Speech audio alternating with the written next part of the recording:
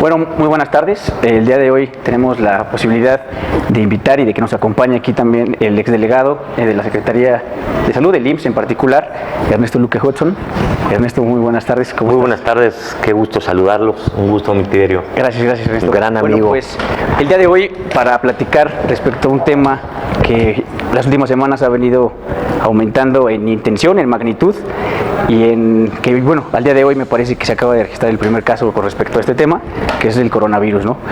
Una enfermedad que ha venido a distorsionar mercados, percepciones, a dividir algunas opiniones también. ¿Tu opinión, Ernesto? ¿Cómo ves el tema de...? Sin duda es un tema sensible, delicado, pero hay que darle la dimensión que corresponde particularmente en México. Es decir, no es lo mismo 1000 casos sumamente delicados y sensibles que han pasado en el caso de Italia o muchas otras muertas que han pasado en otras partes del mundo a lo que realmente está pasando en México, y particularmente si nos podemos referir a Querétaro, que el día de hoy han detectado un caso. Es decir, aquí en México tenemos registrados 9 casos, 32 casos que eran potenciales, 9 que ya se tienen ahorita registrados en la Ciudad de México, Sinaloa, en Coahuila, en Chiapas, Yucatán, y el nuevo caso en la ciudad aquí de Querétaro. Nosotros creemos que el sistema de las políticas públicas, particularmente en el tema del sector salud, aquí es donde ahora sí ya no tiene que haber colores y sí tiene que haber oficio político. Jalar parejo en el fortalecimiento de las políticas públicas del sector salud, cada uno en su dimensión y esfera que le corresponde. Es decir, el gobierno federal en la suya, mandando una señal muy clara de seguridad, que lo tienen que hacer, de que hay infraestructura y capacidad para resolver una contingencia. Y disculpa que te interrumpa en este caso, Ernesto. ¿Crees que cuente en lo particular, aquí el estado de Querétaro, y en tu opinión, el sector salud a nivel federal, con la capacidad, la intención y la infraestructura para poder sacar adelante algo así? Yo diría que si nos vamos en el tema de infraestructura hospitalaria, sí la existe. Sería una locura decir que no la hay. Es decir, cuando nada más tenemos 32 casos, sí está el Instituto Nacional de Emergencias Respiratorias, que tendría capacidad para poder atenderlos. En su mayoría hay que tener en consideración que no se atienden en un hospital y tampoco es una cuarentena, son 14 días en observación, y normalmente se hace en la casa de la persona que se le ha detectado una probabilidad del contagio.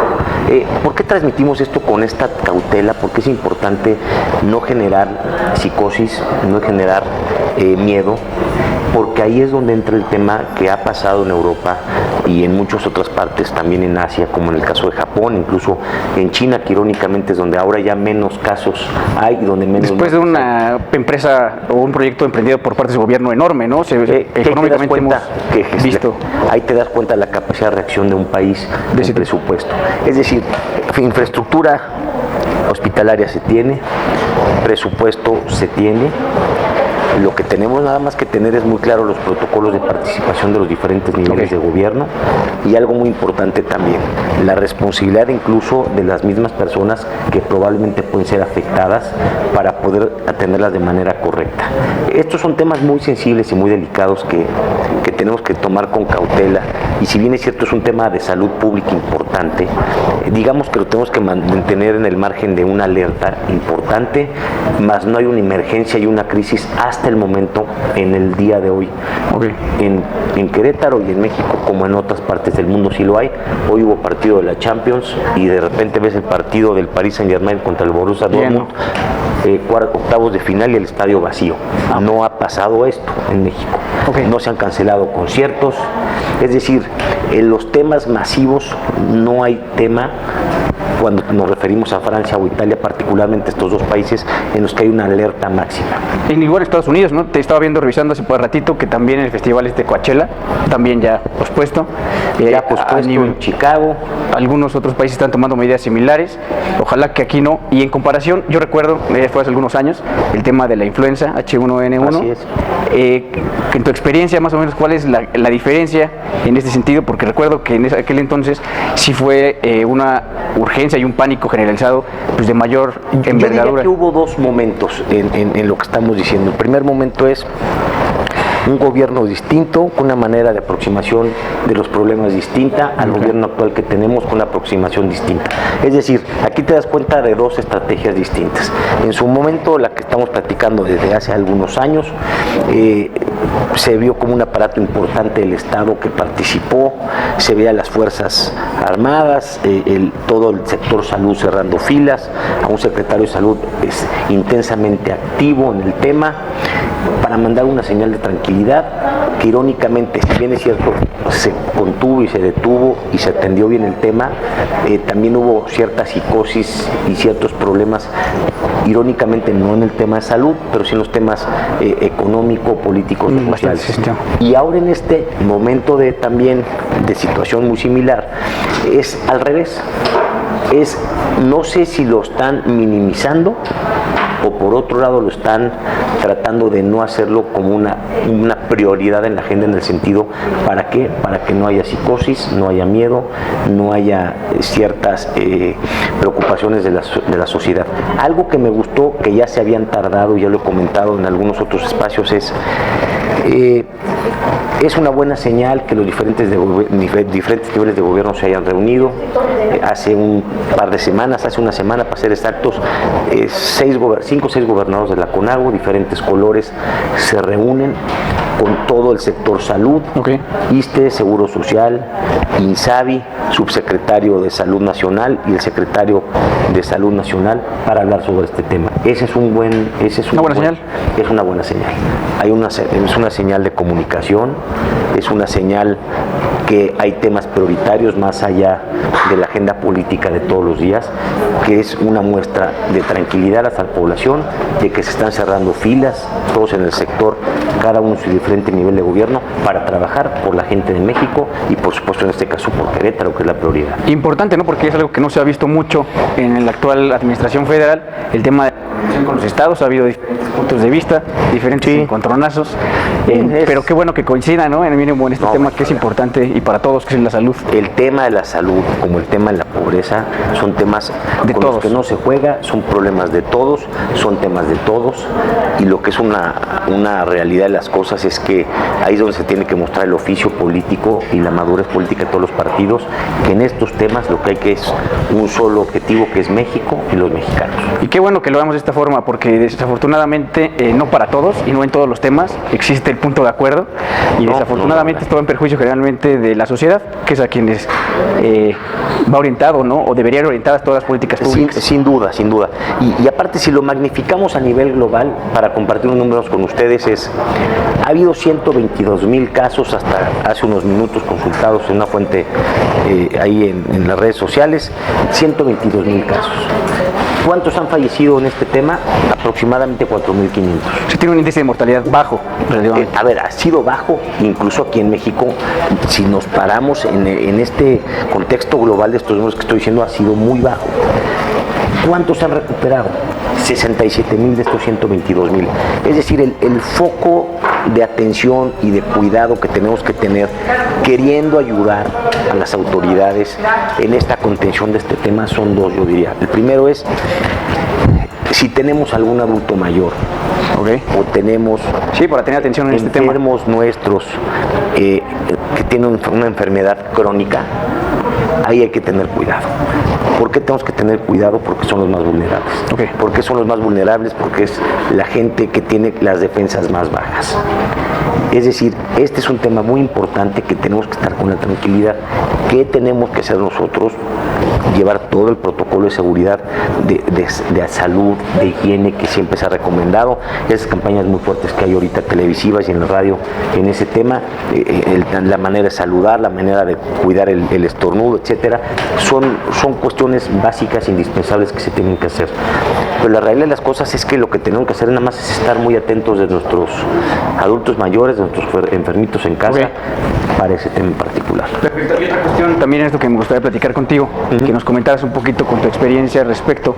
He analizado o he visto algunos comentarios por parte de distintos medios que comentan que uno de los daños posiblemente no sea la mortalidad, la tasa de mortalidad del virus, sino los problemas económicos que podría desarrollar con respecto a que incapacitar o incapacita a una muy buena parte de la población para poder desarrollar sus actividades cotidianas, que viene a repercutir en consumo, en generación de X producto, lo que gusten, y en general a la economía, que bueno, México no está en las mejores condiciones todavía como para poder hacerle frente a un tema así. Imaginemos ver paralizada, por ejemplo, la Ciudad de México. El tema sería un caso terrible, ser un caso que yo no veo de manera inmediata que pueda suceder, pero sí hay que estar muy alertas. Sin embargo, es un tema de salud pública que se tiene que atender conforme vayan pasando los días. Algo que es importante es que se empiezan a tener ya las investigaciones, las probables vacunas, la contención, a minorar la fuerza con la que puede llegar lo que ahora ya llama la OMS una pandemia a nivel por las dimensiones, ¿no? Que por las dimensiones. Ok, pues yo creo que ese es lo importante, ¿no? Evitar que esto se vaya propagando, que le demos la importancia real que tiene, porque sí es un tema de importancia.